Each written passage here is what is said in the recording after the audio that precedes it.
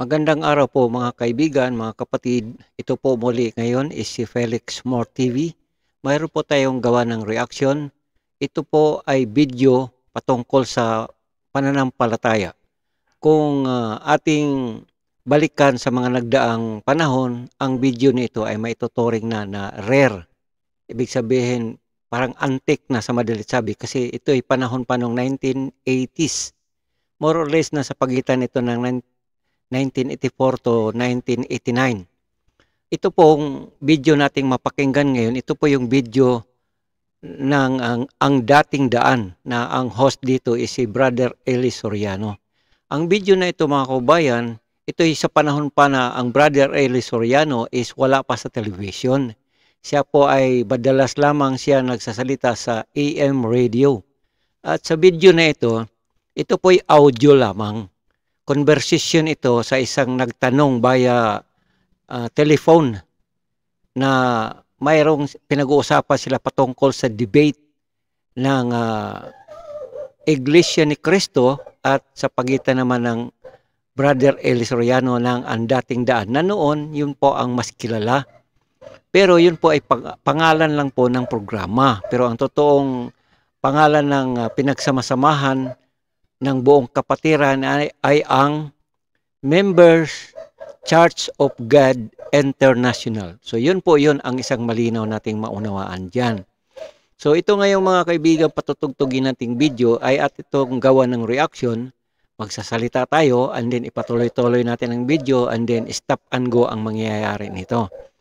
So muli ulitin ko, ang nagtanong dito ay si Nelson Brinyosa na ayon dito sa ating mapakinggan, siya po ay member ng Samahang Iglesia ni Cristo na pinangungunahan ni Felix Manalo. Alright, so tayo po'y mag-umpisa na sa puntong ito upang tayo po'y hindi na magtagal, i-play na natin at ito na po atin pong pakinggan. Plaza sa Luneta. Ayaw ko sa Luneta, kapatid. Bakit? Ano ron, hindi natin naiwasan na magkaroon ng gulo kung minsan pagka nagdidebate. Hindi naman siguro ganun kasi ano ito Maynila na ito mabuti yung mga probinsya lang. Hindi. Sa Maynila alam mo dun sa Mabuhay Lambert sa may Baclaran nung araw. Oo, yung kapatid namin napukpuk doon.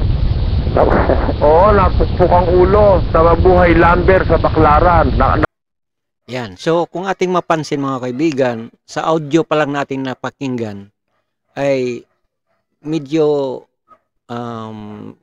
hindi malinaw kasi maraming mga sound effect na masabi natin dahil siyempre AM radio and then panahon pa ito nung cassette tapes pa lang. Doon to na record.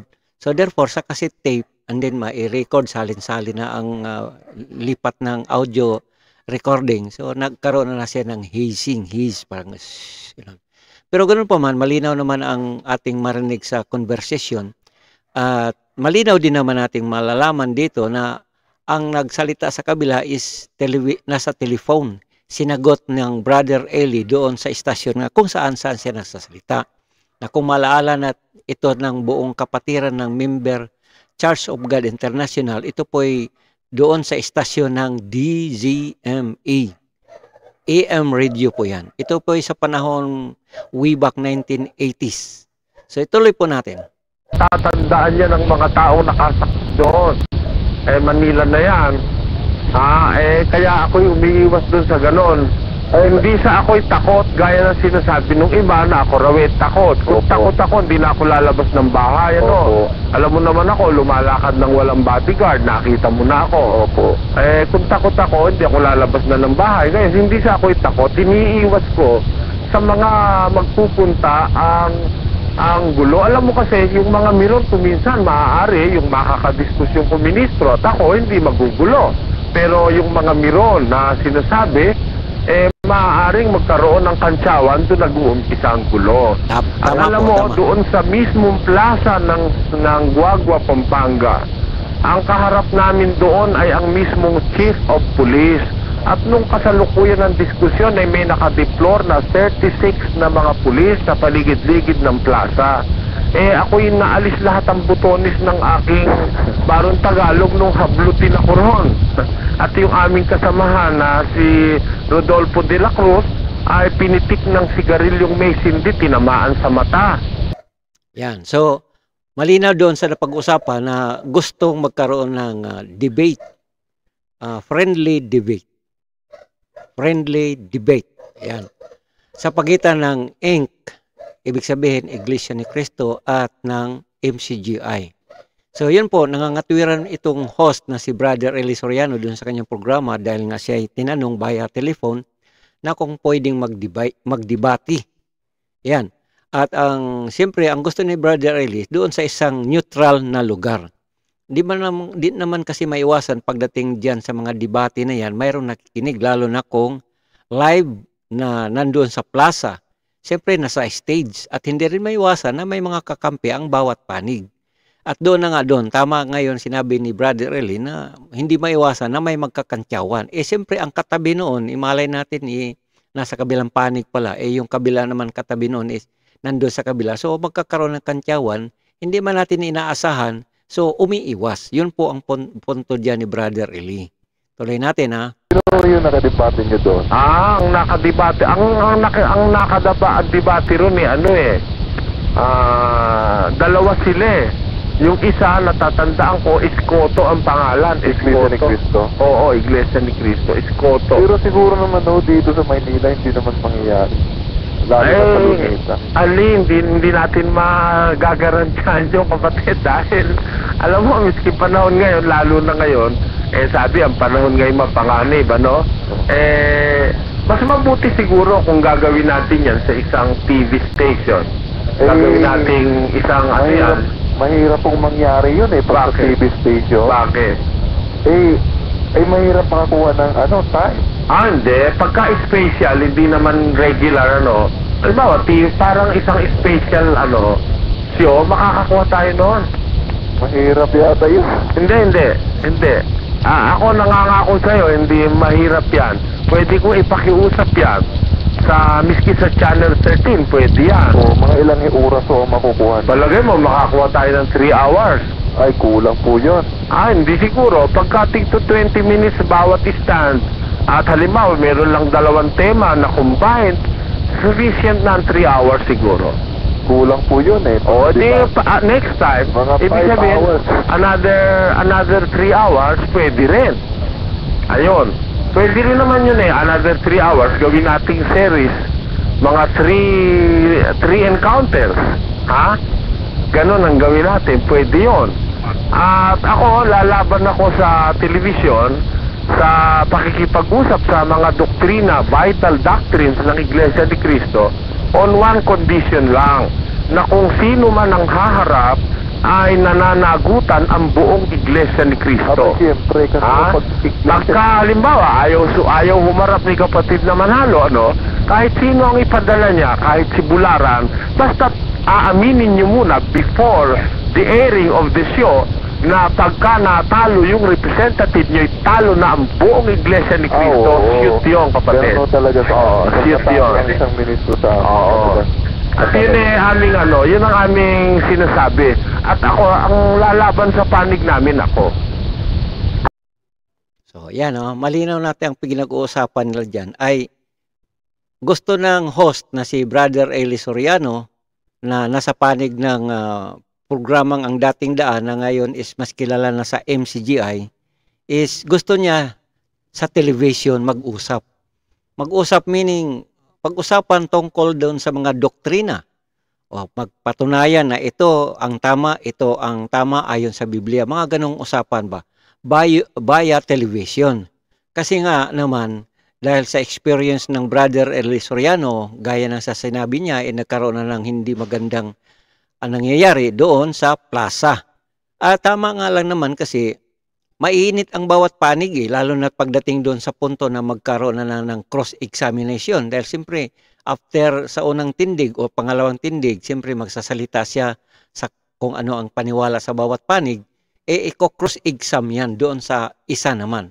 So pagdating dyan, di maiwasan ang mga pressure, sigawan, kantyawan. Yun na nga, doon na mag-umpisa na hindi man inaasahan, hindi rin natin masigurado na ma-maintain ang katahimikan at kaayusan sa debate niya. Dahil nga open eh.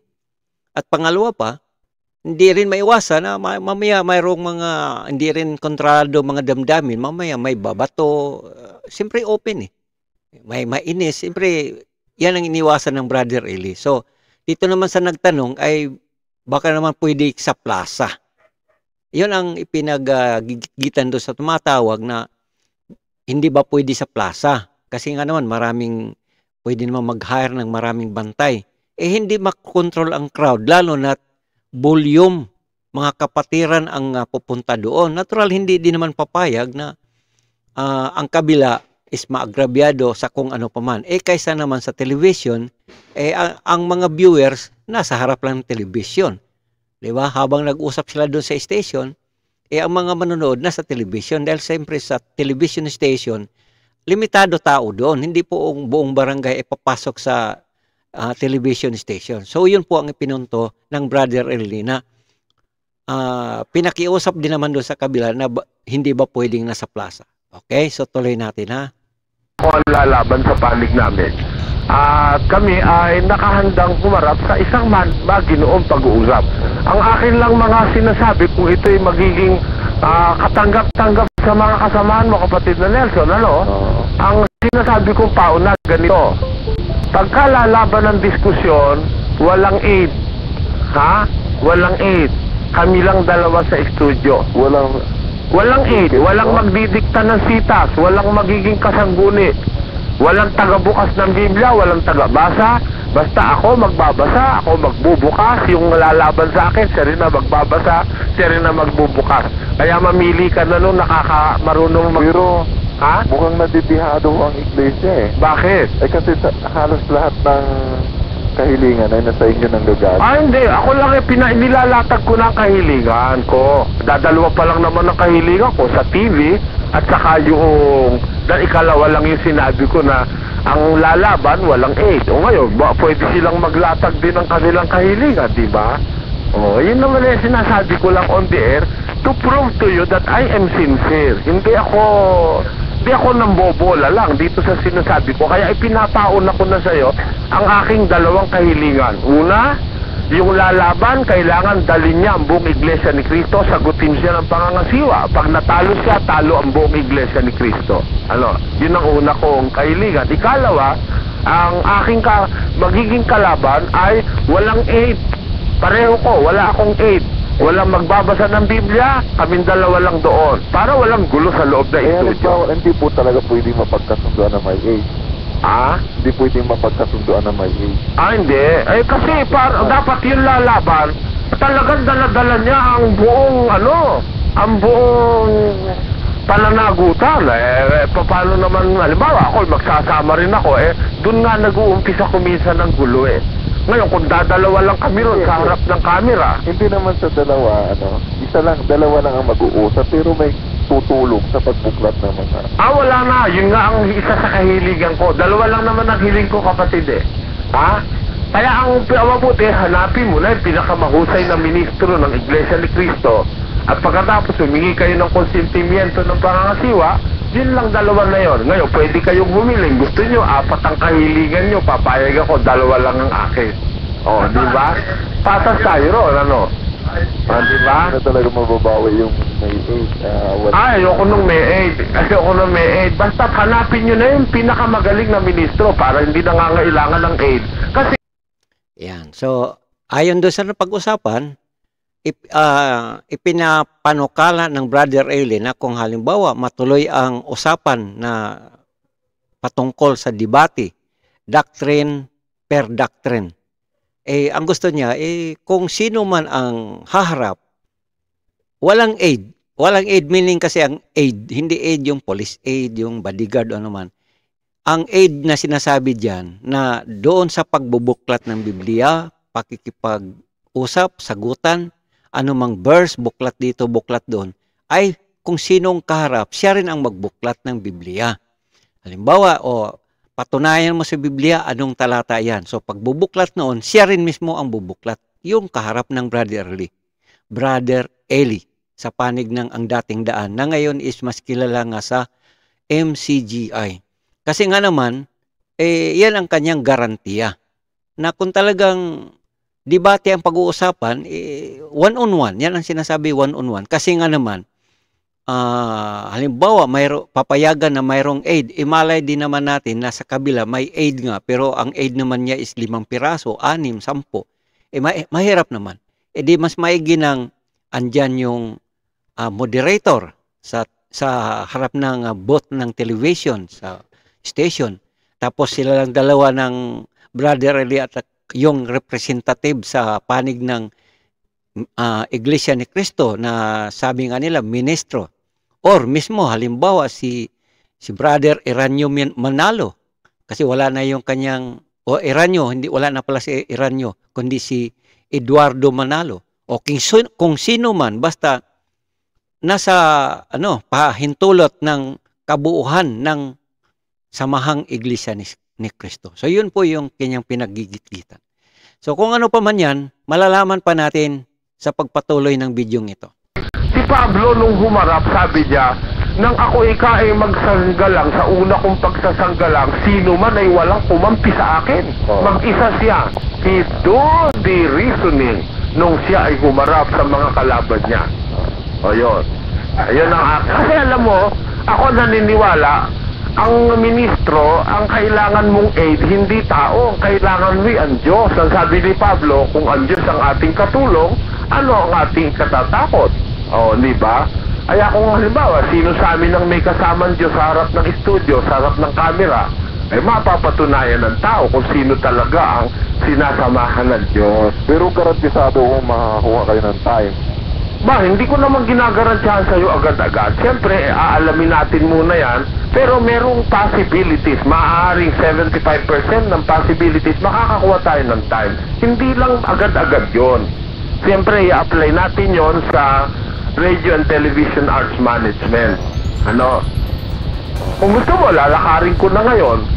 Kung halimbawa, makukuha mo ang konsentimiento ng inyong pangasiwa, lalakarin ko na ngayon ang paghanap ng special time sa TV. Ang mahirap lang naman kumuha yung oras na yung palagian. Halimbawa, every Monday magkakaroon ka regular programming, yun ang mahirap kunin. Pero kung halimbawa isang special lang at that is a 3-hour special, siguro pagbibigyan tayo kahit sa Channel 9 o kahit sa Channel 13. Kaya nananawagan ako sa tagapangasiwa ng Iglesia ni Cristo, na sana'y maanohan nila yung mga kahilingan nyo.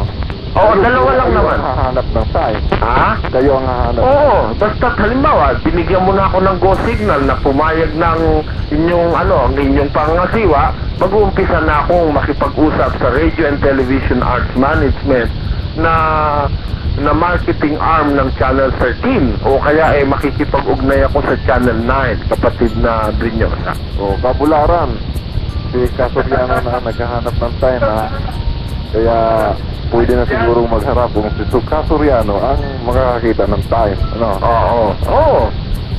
Siguro naman, kapatid na Brinyosa, pagka magbabayad lang naman tayo, siguro may pambayad naman tayo, hati tayo sa oras, yun lang ang isang hindi ko maipangangahas sa'yo na bayaran kong buo. Siyempre, dapat hati tayo dahil... Yan. So, sa takbo na pag-uusap, may nabanggit na pangalan doon na Bularan. Alam nyo mga kababayan, yung si Bularan, si Maximo Bularan, isa yan sa pangunahin or kilala na ministro ng Iglesia ni Cristo, isang tagapagsalita, announcer sa Radio Aguila. Ano ba yan? Ano bang pangalan ng istasyon ng Iglesia ni Cristo? Yung Aguila. Ayan. Broadcasting Eagle Broadcasting. Ayan. So pag may programa na ang samahan ng Iglesia ni Cristo, isa na dyan tagapagsalita, tagapag-broadcast, si Maximo Bularan, na ngayon is namayapa na po, sa madalit sabi. So nabanggit doon kanina na si Maximo Bularan dahil yung nga ang isa dyan sa kaharap or kausap ni Brad Eli na noong mga panahon na yan, way back 1980, sila mismo ang dalawang nagsasagutan. Sabi nga nila, running debate on air sagot doon sa kabila, sasagutin naman sa kabila. So yun po ang nangyari. Kaya itong si Nelson Breñosa tumawag sa telephone, ayan, para kausapin patungkol na dyan. At yun na nga ang takbo ng kanilang mga pinag-uusapan na kung po pwede debate baya doon sa plaza, at ang Brother Eli naman ay iminungkahi na sa national television na lang para walang gulo. Ngayon, hindi naman natin makuha kung bakit gusto sa plaza at hindi mapagkasang-ayunan na diyan na lang sa television. Dahil ang pinakapangunahin na gusto ng Brad Eli ay maraming or walang gulo para wala ring madamay kung magkakagulo man. Hindi naman sinasabing magkagulo nga, pero kung sakali magkagulo, dahil marami nga naman talagang mga hindi na hawak ang damdamin ng bawat isa pagdating doon sa punto nga na magkaroon na ng heated argument. Heated argument meaning ipagitgitan ang bawat katwiran. Alright, so tuloy natin. Dalawa tayo maglilingkod, di ba, no? Saka kayang-kaya naman ninyo yun yung kalahati nun. Ang ako naman, kahit na yun lang panghingi ko ng tulong sa mga kapatid ko, panghihingi ko. Yun ang aking garanti sa'yo. Garanti. At saka binabati ko yung mga nakikinig sana ang katwiran at kapayapaan ay maghalikat sa iyo. Salamat sa'yo, kapatid. At binabati rin kita ng bananalig. Opo. Magandang gabi po sa inyo lahat. Breñosa, isang regular listener natin at isang Iglesia ni Cristo member.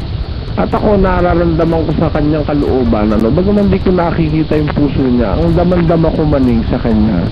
Talagang nasa proseso siya ng talagang pagsasaliksik ng katotohanan. Maning, nararamdaman mo ba?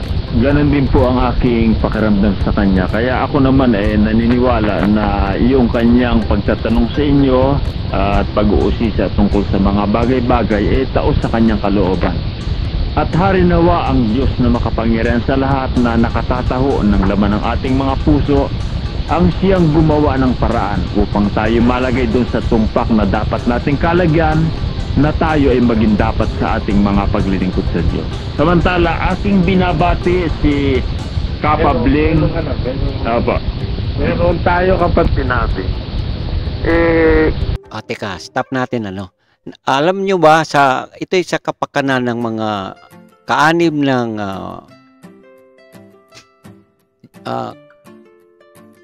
Iglesia ng Diyos kay Kristo Jesus na kilala sa pangalang MCGI.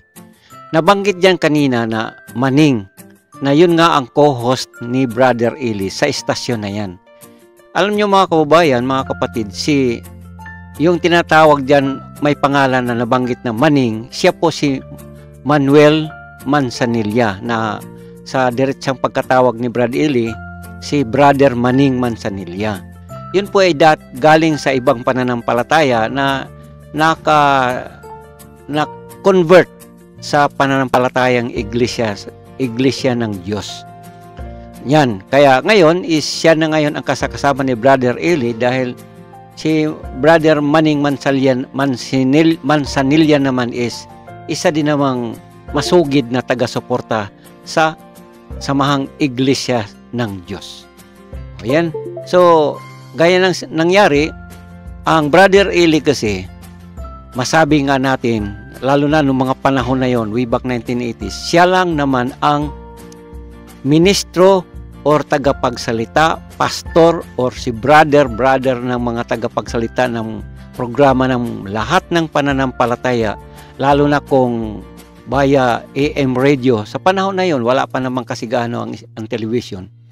Siya lang naman ang tumatanggap ng tawag mula sa labas via television at nagpapatanong.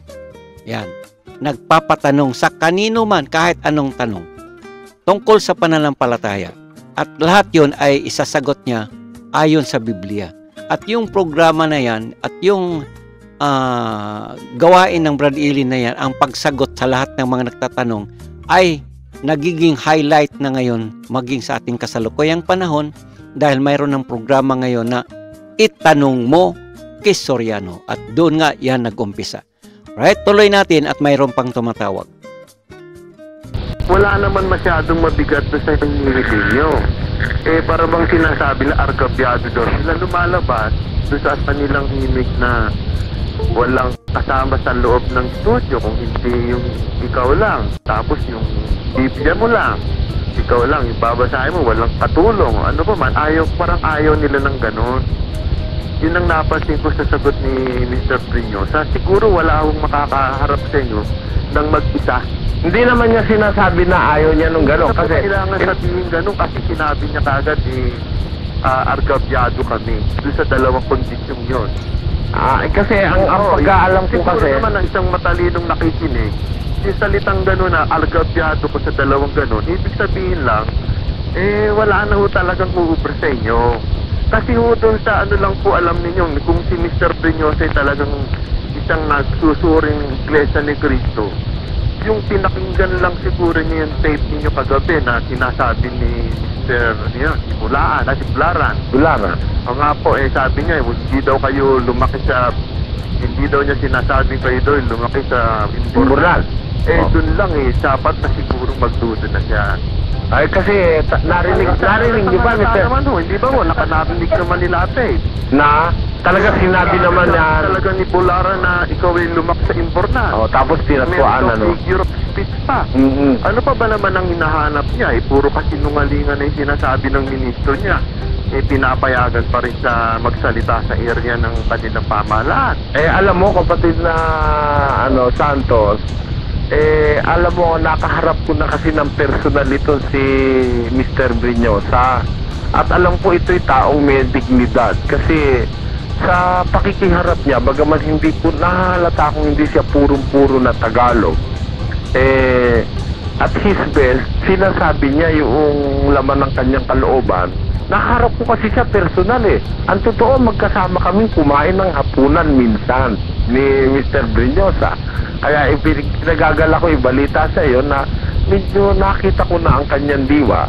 At ang masasabi ko, siya para ba siyang nag-iingat, talagang naniniwala kasi siya na ang Iglesia ni Cristo'y totoo. Ngayon, nagkakaroon siya ng duda dahil sa naririnig niya sa agutan namin.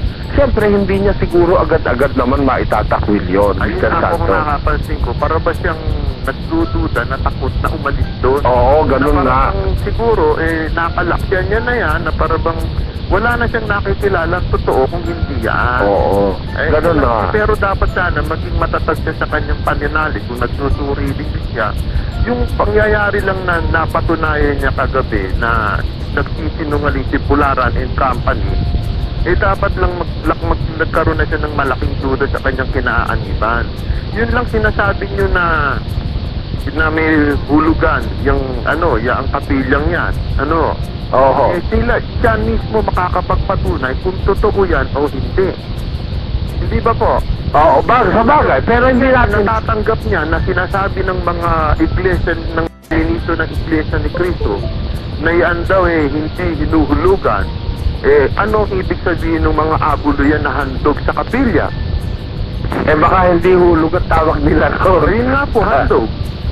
Paano ba nagkakaroon ng kapilya ang isang lokal? Yun ang di dapat niyang malaman kung totoo. Yun nga, ang sabi ni kapatid naman paano ba kapatid naman nagkakaroon ng kapilya isang lokal? Pakisabi mo nga. Ang isang lokalo, para magkaroon ng kapilya, una, sila muna ang dapat na mag-ipon ng pondo. Halimbawa, ang halaga ng dapat nilang ipatay yung kapilya 1 milyon. Kakalahating milyon pa lamang ang kanilang naiipon. Yun na inipon nila, hindi galing sa abulo ng Huwebes at Linggo yun, Maneng. Opo, hindi po yun. Ngayon sila gagawa ng isang delegasyon para pumunta sa tagapangasiwa sa sentral. Pagkatapos, sasabihin nila ang kanilang balak na gusto nilang magpatayo, pero kulang pa ang kanilang tinatawag na pondo para makasapat doon sa dapat na itayong kapilya. Ngayon, sasabihin ng pangasiwa, Bino, magpapaluwal kami ng kalahating milyon at yan naman ay dapat na mabalik sa sentral sa paraang yan ay inyong pag-iipunan. Ngayon, halimbawa, naibalik na po yung kalahating milyon doon sa sentral, tuloy pa rin ang tinatawag na pag-iipon ukol sa kapilya sapagkat ang wiki ang kapilya nasisira, may mga dapat palitan, kaya walang katapusan yung pag-ipon hanggang sa paghuhukom. Yan ang aking nasaksihan. Yan hindi pa, Mr. Santos. Hello? Aba, naputol ang aming linya. Yan, so naputol ang linya. So, patunay nga na kausap ni Brad Eli yung tumatawag sa telepono. Yung unang tumawag, malinaw din naman na yun po si Nelson Brignusa. Siya po ang member ng Iglesia ni Cristo. Simbahan ng Iglesia ni Cristo. At yung nga, nagtanong tungkol doon sa kung paano magkaroon ng debate, paano at kung saan. Ngayon, ito ngang sumagot, may tumawag uli, yun nga po yun si Mr. Santos. At kung ating balikan doon sa kanina na sinabi ni Manning Manzanilla kung papaano mapatayo or magpagawa ng kapilya sa isang lokal o isang lugar. So yun na nga yun, dinidetalye niya. Kasi alam nyo, ang Manning Manzanilla kasi ay dating member ng Iglesia ni Cristo.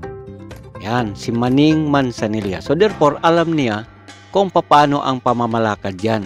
At ang balita dito kay Manning Manzanilla, siya po ay para siyang nangangasiwa sa isang lokal. So kung ano pa man, hindi na natin ito i-detalye dahil siyempre ang tagal na nito eh. Kung hindi ba nyo napansin na ang boses ni Brad Eli is bata pa masyado. Sipin mo 1980s pa. So ang Brother Eli nito nasa sa mga 30 years old more or less kung ano pa man yan. Okay, so pinapaliwanag ko lang na ang video na ito is talagang masabi na natin na antique dahil ito na nga ang isa sa pinakaunang mga video ng mga panahon na yon dahil yun nga nasa AM radio pa ang Brother Eli na nagsasalita, wala pa yung television, right? So ituloy natin.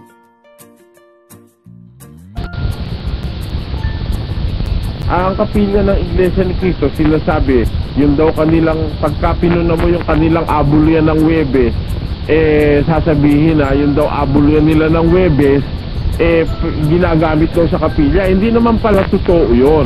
Bukod talaga yung abuluyan ng Webes, kaysa doon sa abuluyan sa kapilya. Ayan. Nandito na yata uli. Uli. Ano po yung sinasabi niya, Mr. Santos? Sa kapilya po, ganun po ang lagay ng kanilang paraan. Gaya na sinasabi ni Mr. Manzanilla, na yan unang-unay magpapaluwal muna sila. Kung kulang, dadagdagan ng sentral.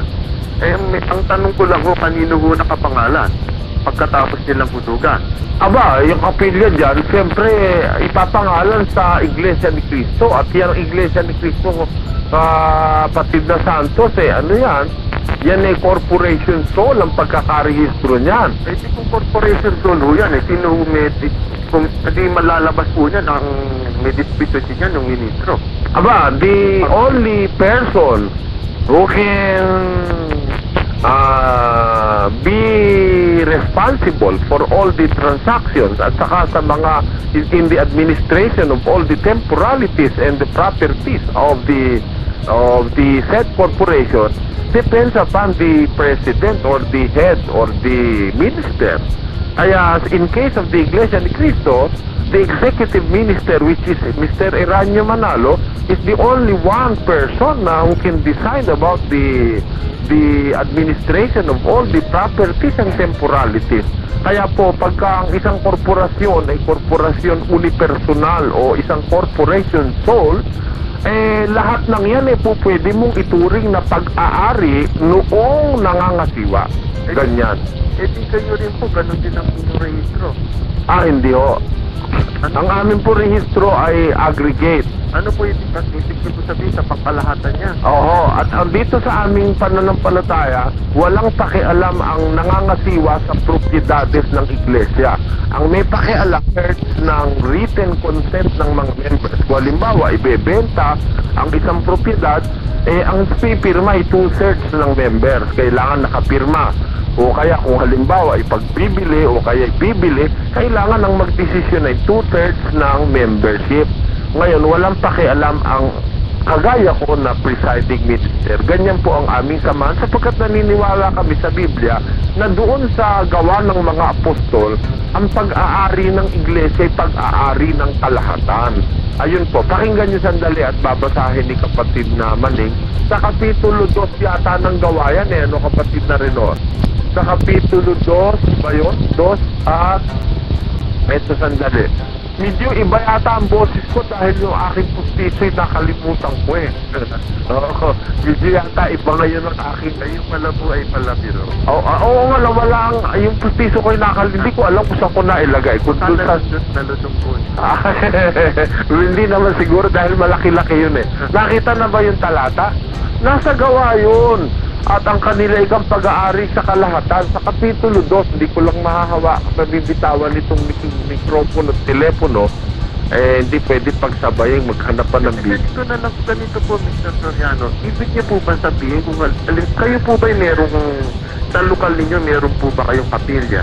Merong mga lugar na meron kaming kapilya. Meron namang wala na lugar na wala, kundi sa mga bahay. Lokal po bang yun na merong kapilya? Kanino po nakapangalan yung kanilang kapilya? Ayon po sa aming rehistro, nakapangalan nyo sa kanila. Yun registered in the name of the local congregation. Alam po yun, sinasabi nyo lang sa pero sa katotohanan naman ay hindi naman. Hindi, ganun talaga. Biski tanungin nyo yung mga... Marami ho ngayon pagdating sa miski na mali, sinasabi talaga para makapagpapaniwala lang ng tao. Doon kami maigat. Kung gusto mo kapatid, ibibigay ko sa iyo yung aming registry number sa Securities and Exchange Commission. Tingnan mo yung aming registration kung hindi totoo yung sinasabi ko.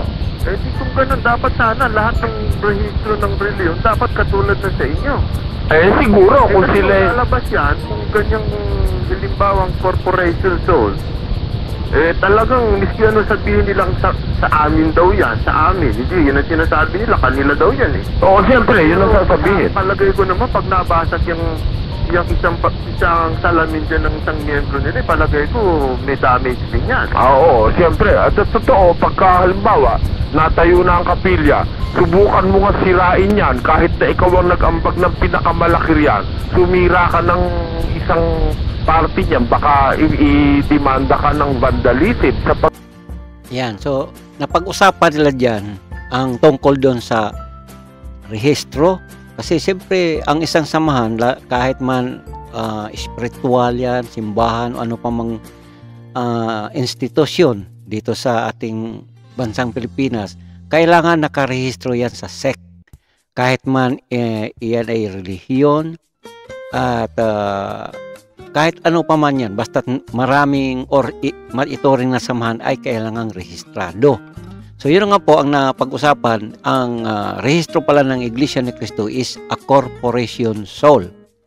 Yan. So therefore, yung nagtanong naman, yung tumawag sa telepono, tinanong naman ang Brother Release. So yun ang mga kasagutan doon at kung paano.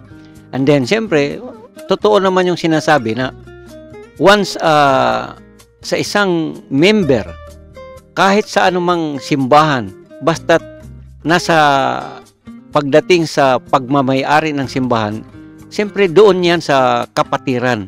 At yun na ang pinapaliwanag ng Brother Eli na sa Iglesia ng Diyos, lahat ng ari-arian ay sa pangkalahatan. Tuloy natin ha. Alam mo, pag naitayo na yan, so tinatayo, sabi ate, pag naitayo na yan, ang rehistro niya at ang kanyang ang pangangasiwa niya nandoon na sa may pinakapuno dahil nga corporation soul. Yan nga lang po ang naano ko po, kung talagang naghahanap ng katwiran si Mr. Prinyusa, yan ang kanyang harapin. Yung katotohanan ng sinasabi ninyo na yung kapilang yan talagang hinuhulugan niya, kung ano man paraan yan, talagang hinuhulugan ng miyembro yan. Oo, yun nga ang pinatututuhanan nitong mga Iglesia ni Cristo nang galing sa kanila. At ito'y nakaprint din, Mr. Santos. Ito'y nandito sa isang aklat na sinulat ng isang dating Iglesia ni Cristo na humawak ng mga tungkulin sa Iglesia ni Cristo. At ito ay nandito sa aklat na pinamagatang ang mga lihim at kabulaanan ng Iglesia ni Cristo, Manalo. At ito ay sinulat ni Dr. Milanio P. Gabriel Jr. At ito ay nasa pahina 17. Mababasa rito na ang itinatag ang kayamanan ng Iglesia ni Cristo ay hindi matatawaran. Subalit sa dahilang ito nga ay corporation soul o korporasyon unipersonal, ay ang tagapamahalang pangkalahatan ng may kapangyarihan ukol sa mga salaping pag-aari nito. Ayun. Kaya dito man sa libro ng isang dating Iglesia ni Cristo, si Dr. Milanio P. Gabriel Jr., nagpapatunay sa pahina 17 na talagang ang salapi ng Iglesia ni Cristo ay nasa pangangasiwa, nasa disposisyon ng kanyang tagapamahalang pangkalahatan. Samantalang sa Biblia, kung tutunghan natin, ito, nakita na yata yung talata, Mr. Santos, meron ditong talata sa Biblia na nagtumutukoy kung sino may pag-aari ng mga pag-aari ng tunay na iglesyang nasa Biblia. Pakinggan mo, anong talata, kapatid? 44 po ng Gawa, 2:44. At ang lahat ng mga nagsisisampalataya ay nangagkakatipon, at lahat nilang pag-aari ay sa kalahatan. Ayon. Kung napansin mo, kapatid na Santos, yung salita ang lahat nilang pag-aari ay sa kalahatan. Sa makatwid, talagang, kumbaga, aggregate yan. Kumbaga yan, isang korporasyon na talagang ang pag-aari sa lahat, hindi dominado ng isa o ng ilang chosen few. Hindi. Kundi para sa kalahatan. Ganyan ang unang iglesyang nasa Biblia. Nga rin po sinasabi nila, kanila daw, hindi sa kalahatan din. Hindi kanila, sabi nila sa salita. Pero sa rehistro, hindi. Corporation soul yan. At ang corporation soul, ayon sa batas ng corporation, sa corporation law, ang corporation soul is a corporation managed by only one person. Kaya ang tawagin niya ay korporasyon unipersonal uniperson, ganon. Ngayon nalayo po ako ng medyo ng konting tanong, po. Kayo po ba aware sa paraan ng paghahalili ng mga nangangasiwa dyan?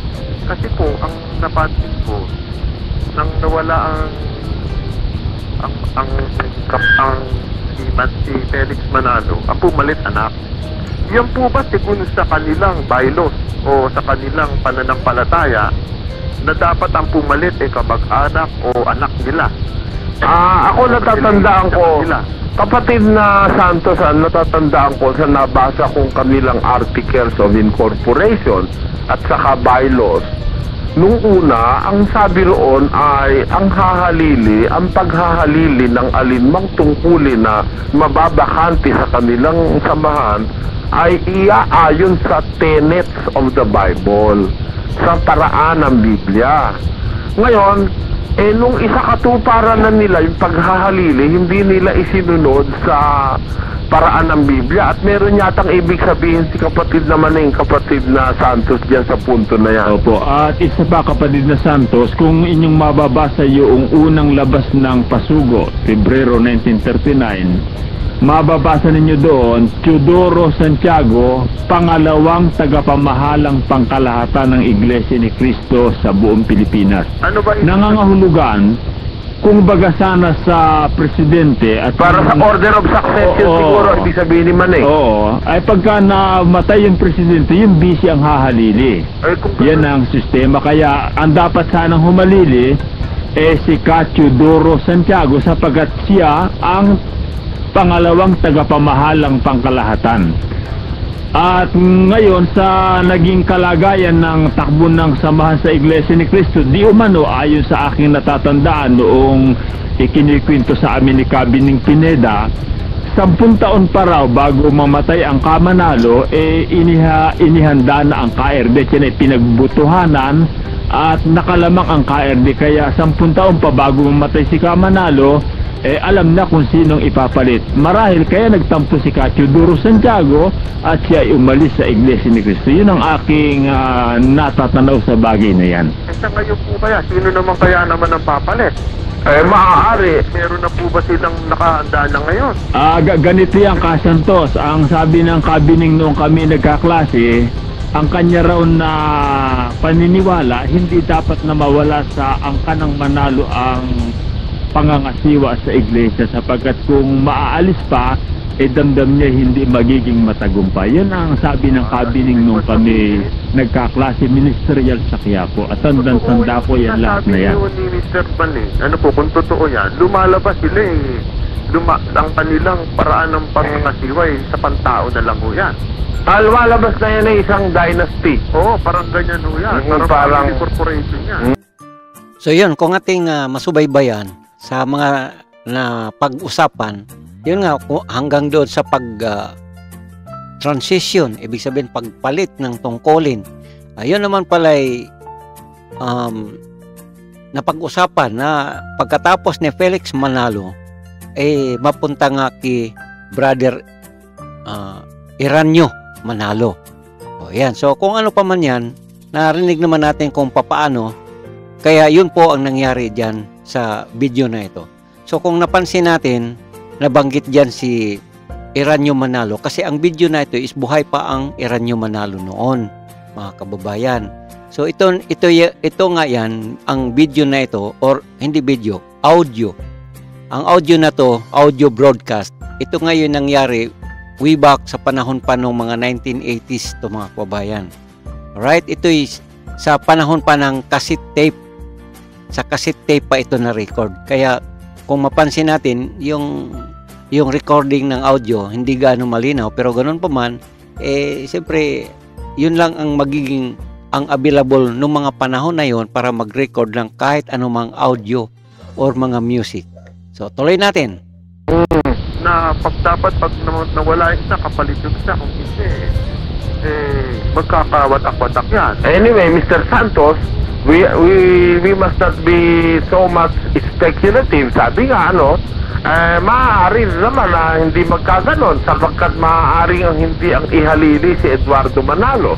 Ay malamang ho. Kasi ang most daliri nyo, palagay ko, yan ho ang papalit. Kasi ang most possible, maaari nga si Eduardo Manalo na anak ni KRD, pero let us just wait and see. Baka sakali namang hindi yun ang pumalit. Pagka yung pa ang pumalit, sigurado na natin na talagang yan ay isang religious dynasty. Hindi ho, baka pumalit ho dyan si Kabularan. Palagay ko hindi ako papayag. Hindi siguro sila papayag kung si Kabularan ang papalit. Si Kabularan ho papalit yan. Hanggang ngayon, nasa air pa rin Ay masyado sinungaling yun, yan ay papalit. Kaawa-awa ang mangyayari sa iglesia. Hindi naman po ba yan, dapat nilang palitan, ayaw palitan. Ibig sabihin, malaki tiwala nila sa taong niya. Yan, yung nabanggit dyan na Bularan, si Maximo Bularan. Siya po kasi si Maximo Bularan, sa panahon na yon, siya po ang, kumbaga sa tungkulin, siya ang pinaka mataas na may tungkulin sa mga ministro. So yun po yun din ang isa sa nagiging balita dyan. Pero kung ano pa man yan, hindi natin alam ang detalye. Pero ang Maximo Bularan, yun talaga ang pinaka-speaker dyan. Katunayan, sa mga programa ng mga doktrina sa radyo, si Maximo Bularan. Bagaman mayroon siyang mga kasamahan, pero siya talaga ang pinakapangunahin. Hindi naman siguro. Maaari, hindi naman namo-monitor ni KRD yung mga kasinungalingan ni Bularan. Ay, namo-monitor ho yan. Hindi nyo pwedeng ikailayan. Kasi ganito, Mr. Santos. Malaking organisasyon na hindi nila mamonitorin yung sinasabi ng kanilang mga ministro, tumigil na sila. Kasi ganito, Mr. Santos, nung araw, nakasagutan ko sa radyo si Karamos. Noong si Karamos siguro, napagod na, pinalitan. Ang pumalit si Katurne. Naalala ko kasi pinadala ho yata na si Puyon. Yung ba si Katurne? Hindi ho, si Ramos. Si Karamos. Pero kung hindi lang ako makapunta sa inyo sapagkat, ewan ko lang hindi ko lang, pero ako'y malaki sampalataya ako sa inyo. Salamat naman po kung halimbawa kayo nakikinig ng ganyan, sumasampalataya kayo sa sinasabi namin. Yun lang ang problema ko yung ewan ko. Siguro, in the near future, baka naman Alam nyo, marami kaming tagapakinig na hindi naman agad sumasapi sa amin. Kagaya ni kapatid na naalala ko tuloy si Cabin Villanueva. Yun talagang kahit saan yata kami pumunta, pinakikinggan kami nun ganun pa man, ang aming masasabi, Mr. Santos, iisang minuto na lang po natitira sa ating oras. Salamat na po at ngayon binagyan ako ng pagkakataon na kasi talagang masama ulo kanina Wag naman ho. Kilala ko naman si Mr. Tapos Brinosa. naman ang bumubos ng oras yun, siguro galit naman sila sa akin. Hindi naman ho siguro. Pagpasensya na nila po ako. Maraming salamat po sa inyo, Mr. Santos. Magandang gabi po sa inyo, pati sa lahat ng kasama niyo dyan.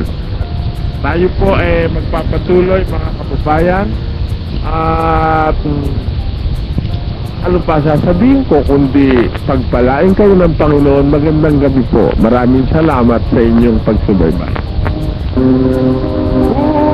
Buhay na piniyalay paglilingkuran ka, o Amang Banal. Amin.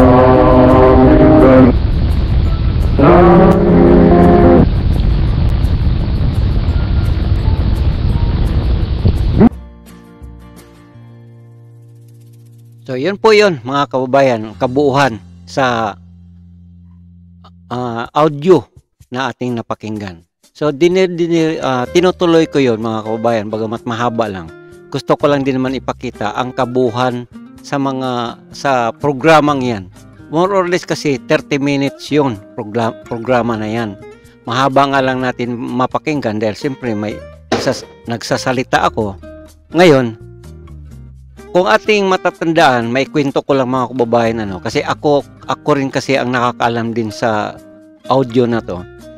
Ang Brother Eli kasi na nasa radyo pa noon, 30 minutes lang po ang programang iyan. Tuwing may programa noon sa radyo, 30 minutes lang dahil alam nyo, kahit man mababa pa ang halaga ng piso nung araw, bagamat masabi kung ikumpara natin sa ngayon is mura lang, ibig sabihin natin. Pero sa panahon na yun, way back 1980s, mahal ang oras sa radyo pag nag-broadcast. So therefore, 30 minutes lang ang nakayanan. Pero unti-unti hanggang sa kung sa lumaon, nagiging isang oras yun.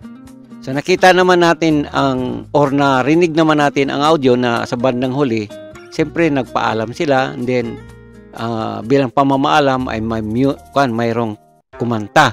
At ang kumanta dyan mga kabayan, si Brad Daniel at saka si Brother Josel. Yan. Ang title noong kanta na yan is Ang Pasasalamat. Greenfield, yun ay adaptation ng Greenfield. Diba? So malinaw, kinukwento ko mga kabayan para malalaman din naman ninyo. So yun po yun ang sinasabi kong rare audio recording natin. Yun po ang isa sa mga maraming video nung mga araw na yon, na mga panahon na yon na aking i-save. Marami kasing mga recording audio na programa ng ang dating daan way back 1980s. So anong pitsa na tayo ngayon? Ngayon is December 18 na ngayon, 2023. So masabi natin or masabi ko nga, yun ay matawag na ring antique. Kumbaga sa isang bagay, audio yan, audio recording. So masabi na rin natin na rare audio recording. Yun po mga kababayan. So ito na po ang inyong lingkod, si Felix More TV. Ay akin lang pong pinaparinig sa inyo kung ano at kung paano si Brad Eli nagsalita nung mga panahon na yon at kung paano siya ngayon. So yung sinasabing sumasagot siya sa lahat ng mga katanungan ngayon, kaya mayroong programang Itanong Mo kay Soriano, Biblia ang sagot, yun ay talagang mula pa noon, yun na yun ang kanyang format. So yun po mga kababayan. Noon kasi sa telepono lang siya sumasagot. Siyempre, lumao ng panahon, nalipat siya or nagkaroon siya ng programa sa television. So yun po ngayon ay ginagawa na niya ng programa din sa television na Itanong Mo kay Soriano. So yun po mga kababayan, sa mga kapatiran ng MCGI, yun po ang isa sa mga programa noon nung ang dating daan ay nasa AM radio po.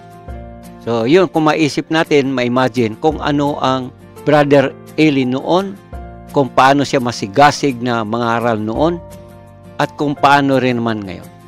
So abangan ninyo, may kasunod pa mga bidyong kagaya nito, mga rare video way back 1980s, Brother Eli ang dating daan sa EM Radio pa noon. So muli, maraming salamat. Ulitin ko lang, ang Felix More TV ay nagpapaalam na po sa inyo lahat. Salamat po sa pakikinig at pag-aantabay sa kabuuan ng bidyong ito. Salamat po sa Diyos mga kapatid. Hanggang dito and goodbye po.